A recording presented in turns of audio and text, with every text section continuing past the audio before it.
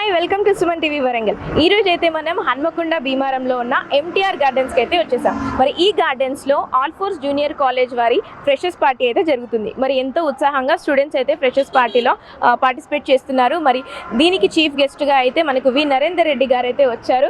మరి సార్ అయితే మరి మనతో మాట్లాడడానికి సిద్ధంగా ఉన్నారు. మనం అలాగే స్టూడెంట్స్ పార్టీ గురించి అలాగే ఫ్యూచర్ గురించి కూడా అడిగి తెలుసుకుందాం.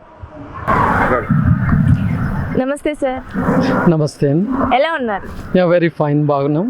ఓకే, సో ఇప్పుడు ఆల్ ఫోర్స్ కాలేజ్లో మనకి ఫ్రెషర్స్ పార్టీ అయితే జరుగుతుంది. మరి స్టూడెంట్స్ ఎంతో ఉత్సాహంగా కనిపిస్తున్నారు. మీరు ఇక్కడికి రావడం, మీకు వెల్కమ్ చెప్పడం, ఇవన్నీ చాలా హ్యాపీగా ఫీల్ అవుతున్నాము. సో ఇప్పుడు మెయిన్గా ఏంటంటే సార్, నిన్న నీట్ ఎగ్జామ్స్ రిజల్ట్స్ అయితే వచ్చాయి. మరి రీ ఎగ్జామ్ కండక్ట్ చేసిన ఆ రిజల్ట్స్ గురించి కానివ్వండి, ఆ రీ ఎగ్జామ్ గురించి కానీ ఏం చెప్తారు? పిల్లలకు రీ ఎగ్జామ్ దాకా రావడం అనేది ఇది చాలా దురదృష్టకరం. ముఖ్యంగా మరి బీజేపీ ప్రభుత్వం, సెంట్రల్ గవర్నమెంట్ అక్కడ ఉండి కూడా వరుస వైఫల్యాలు మనం చూస్తున్నాం. ఇవాళ అన్ని పేపర్ లీకేజ్లు ఇలా, ఎందుకంటే పిల్లలు ఒకసారి పరీక్ష రాసిన తర్వాత రిలాక్స్ అయిపోతుంటారు. పరీక్ష రాసింగా రిజల్ట్స్ వస్తాయి అన్న మూమెంట్లో ఇది పేపర్ లీక్ అయింది, మళ్ళీ రీ ఎగ్జామ్ అంటే పిల్లలు చాలా మానసికమైన ఒత్తిడికి గురి అవుతుంటారు.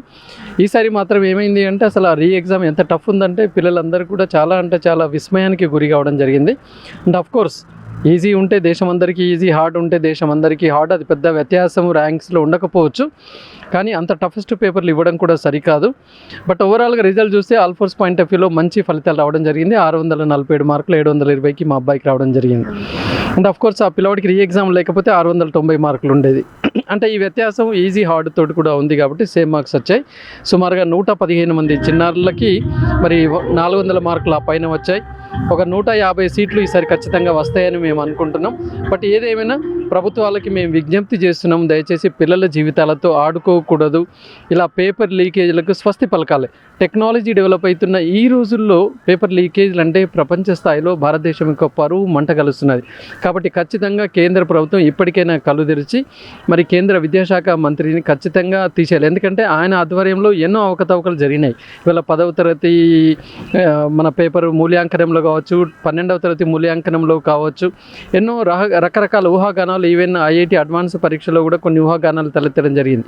ఇలాంటి సమయంలో మనం ఇప్పటికైనా అసలు లీకేజ్ లేకుండా పరీక్షల నిర్వహణ మన భారతదేశంలో ఎందుకు అవ్వట్లేదు? ఏదో ఒకటి ప్రతి సంవత్సరము మరి రాష్ట్ర ప్రభుత్వం ఆధ్వర్యంలో కావచ్చు, కేంద్ర ప్రభుత్వం ఆధ్వర్యంలో పేపర్ లీకేజ్లు అవుతున్నాయి. దాన్ని ఖచ్చితంగా స్వస్తి పలకాల్సిన అవసరం ఎంతైనా ఉంది. ఇప్పటికైనా మరి ఎన్టీఏ కళ్ళు తెరిచి నెక్స్ట్ ఇయర్ మేము ఆన్లైన్ ఎగ్జామ్ కండక్ట్ చేస్తామన్నారు. అదొక శుభ సూచకం. ఎందుకంటే బైపీసీ పిల్లలు తెలంగాణ రాష్ట్ర ప్రభుత్వం కండక్ట్ చేసే వెబ్సైట్ ఆన్లైన్ ఉంది, వేరే నీట్ మాత్రం ఆఫ్లైన్ ఉంది. మరి నీట్ని కూడా ఆన్లైన్ చేసి ఉంటే ఈ లీకేజ్లకు మనం అడ్డుకట్ట వేయచ్చు. అయితే చెప్పారు నెక్స్ట్ ఇయర్ నుంచి మరి మేము ఆన్లైన్ కండక్ట్ చేస్తామని. ఒకవేళ ఆన్లైన్ అయితే కనుక పేపర్ లీకేజ్లు పెద్దగా ఉండకపోవచ్చు. It's good news. బట్ ఏదైనా రాబోయే రోజుల్లో ఈ పేపర్ లీకేజ్లు ఎట్టి పరిస్థితిలో ఉండకుండా చూడాల్సిన బాధ్యత ప్రభుత్వాలపైన ఉంది. ఓకే సార్, మీరు కాంగ్రెస్ పార్టీలో ఉన్నారు అండ్ మళ్ళీ ఇప్పుడు సంబంధించిన ఎన్నికల విషయాన్ని దృష్టిలో పెట్టుకొని మరి బీజేపీకి కానివ్వండి, బీఆర్ఎస్ పార్టీ కానీ ధీటుగా మీరు ఎలా ఉండబోతున్నారు? నో డౌట్ ఎట్ ఆల్, ఇవాళ మా ముఖ్యమంత్రి రేవంత్ రెడ్డి గారి ఆధ్వర్యంలో తెలంగాణలో చాలా చక్కగా ముఖ్యంగా అన్ని వర్గాల వారికి, ఈవెన్ రైతులకు, తర్వాత మన పిల్లలకు చదువుకునే వాళ్ళ విషయంలో కూడా కావచ్చు, అన్ని వర్గాల ప్రజలకి మంచి చేయాలనే ఒక ఉద్దేశంతో ముందుకు వెళ్తున్నారు మా ప్రియతమ నేత గౌరవనీయులు రేవంత్ రెడ్డి గారు. ఎడ్యుకేషన్ పట్ల కూడా తనకు ఒక క్లారిటీ ఉంది. ఎందుకంటే గతంలో అయితే కులారి వారిగా ఇన్స్టిట్యూట్స్ పెట్టి విభజన జరిగింది అనుకున్నాం.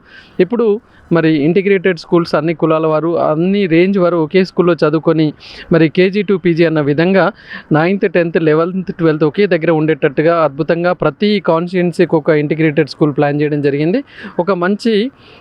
ఒక లక్ష్యంతో వారు ఉన్నారు. ఖచ్చితంగా తెలంగాణ రాష్ట్రాన్ని ఏ రకంగా అభివృద్ధి చేయాలనే ఒక టార్గెట్తో ఉన్నారు. నో డౌట్ ఎట్ ఆల్ రాబోయే ఎన్నికల్లో మరి మొన్నటి కంటే భారీ సంఖ్యలో ఇంకా మేము సీట్లు గెలుచుకొని మరొకసారి కూడా రేవంత్ రెడ్డి గారే ముఖ్యమంత్రి అవుతారనడంలో ఎలాంటి సందేహం లేదు. సార్, ఇప్పుడు ఇంటర్మీడియట్ని కూడా స్కూలింగ్లో కలిపేస్తారు, అంటే 10th స్టాండర్డ్స్తో పాటే అంటున్నారు. అలా చేయడం వల్ల ఉపయోగం ఏమైనా ఉంటుందా, లాస్ ఉంటుందా? అది నష్టమే లేదు. ఎందుకంటే భారతదేశంలో చాలా రాష్ట్రాలు ఆల్రెడీ ఇంటర్ అన్న పదం లేకుండా 9, 10, 11, 12 ఒకలో ఉంది. ఈవెన్ CBSE చూసుకున్నా కూడా 9th అంటారు, 10th అంటారు, 11th గ్రేడ్, 12th గ్రేడ్ అంటారు. ఈవెన్ ఇప్పుడు మాకు కూడా ఉన్నాయి 11th 12th. దాని పేరు ఏముంటుందంటే ఆల్ ఫోర్ స్కూల్ అనే ఉంటుంది. అంటే ఆల్ఫోర్స్ కాలేజ్ అని ఉండదు, ఆల్ఫోర్స్ స్కూల్ పేరు మీదనే 11th 12th ఉంటుంది. ఇంకా భారతదేశంలో కొన్ని రాష్ట్రాలు మాత్రమే మిగిలి ఉన్నాయి, అందులో మన తెలంగాణ కూడా ఉంది. ఎందుకంటే ఖచ్చితంగా దాన్ని స్కూల్ ఎడ్యుకేషన్ వెళ్ళినప్పుడు ఈ 9, 10, 11, 12కి చాలా బెనిఫిట్స్ అనేది ఉంటుంది. న్యూ ఎడ్యుకేషన్ పాలసీ ప్రకారంగా కేంద్ర ప్రభుత్వం కూడా దాన్ని ఖచ్చితంగా ఇంప్లిమెంట్ చేయాలని చూస్తున్నది. తర్వాత మా ముఖ్యమంత్రి గారు కూడా చెప్పారు, నెక్స్ట్ ఇయర్ ఖచ్చితంగా మరి ఇంటర్మీడియట్ విద్యని స్కూల్లో విలీనం చేస్తామని. అందులో యాజమాన్యాలు కూడా భయపడవలసిన పనేం లేదు, ఎక్కడైనా 11th 12th రన్ చేస్తూనే ఉంటాం. కాబట్టి విద్యార్థులు కూడా దీనిలో ఏదో జరుగుతుంది అన్న ఆలోచన, భయం ఎట్టి పరిస్థితుల్లో అవసరం లేదు. ఇటు విద్యార్థులు కానివ్వండి, ప్రైవేట్ యాజమాన్యాలు కావచ్చు, లేకపోతే ఇంటర్ బోర్డులో పనిచేస్తున్న బోర్డు సిబ్బందికి కూడా ఎలాంటి నష్టం అనేది జరగదు. ఓకే.